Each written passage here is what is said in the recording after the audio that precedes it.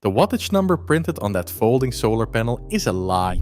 Not always, but often enough that most people who buy one end up quietly disappointed, propping it in the sun and watching it deliver a fraction of what the box promised. So let's sort out where the lie is real, where it's just physics, and where the actual ripoff is hiding, because it's not where you think. Here's the setup. Portable solar looks like magic on paper. Buy a 200 watt panel, unfold it, point it at the sky, and refill your power station for free. Forever, that's the pitch. And it's why people bolt one onto every power station purchase almost on reflex. Then they get it home, and a 200 watt panel in real sunlight is pushing maybe 150. On a cloudy afternoon, 100. Early morning, low sun, half that. And the disappointment sets in. But here's the first thing you need to hear clearly. That drop is not the scam. That's just how sunlight works. Every honest panel on Earth is rated under perfect lab conditions. Direct overhead sun, cool temperature, a perfect angle. Out in the real world, you lose some to heat, some to a less than perfect angle, some to haze and dust.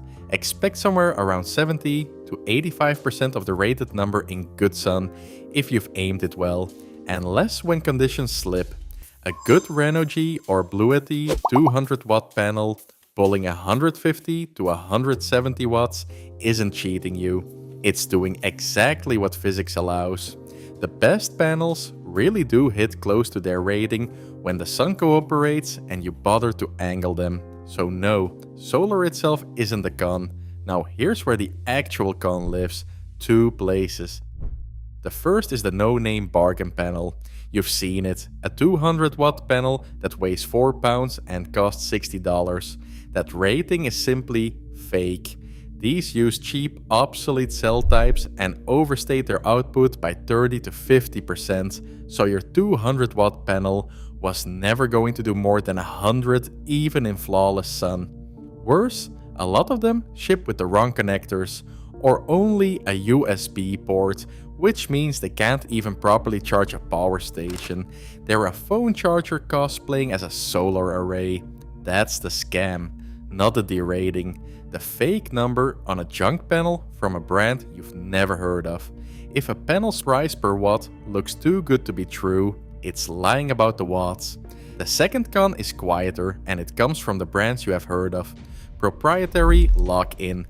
Take Jackery's Solar Saga line, good panels. Genuinely, but the 100 watt runs about $300 and the 200 watt jumps to $700, and they use Jackery's own proprietary plug that only fits Jackery stations. Want to use them with anything else?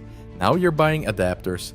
Meanwhile, a Bluety 200 watt panel runs closer to $350 with the standard MC4 connector that plugs into practically everything. Half the price per watt, no ecosystem handcuffs.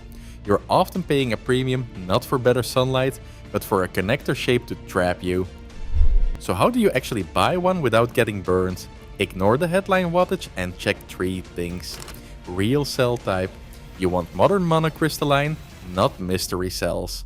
A universal MC4 connector, so your panel outlives whatever power station you own now. And a wattage matched to your actual load, not the biggest number on the shelf. A 100 watt panel keeps phones, lights, and a small station topped up. 200 watts is the real minimum if you're feeding a compressor fridge or a station over 500 watt hours. And always check that the panel's voltage stays under your power station's input limit, or you can actually damage the unit. But the biggest misunderstanding is bigger than any panel. People buy portable solar expecting energy independence. And that's the real letdown, but not because the panel underperforms, but because that was never its job. Portable solar is a recharge accessory. It tops up a battery you already own, so you can stretch a camping trip or a long outage. What it is not, and cannot be, is the thing that runs your house off the grid. That job belongs to permanent rooftop solar, wired to a large home battery and a proper inverter. A real installed system in a different price universe entirely. Confusing the two is how people end up feeling ripped off by a panel that was doing its actual job just fine. So is portable solar a scam? Mostly no. The physics is honest, the good panels deliver, and paired with the right station, 150 real watts of free recharge is genuinely useful. The scam is the fake rated junk panel and the overpriced proprietary one, and the quiet lie you tell yourself when you expect a folding panel to do a rooftop's job. Buy honest, buy matched, and know exactly what it's for.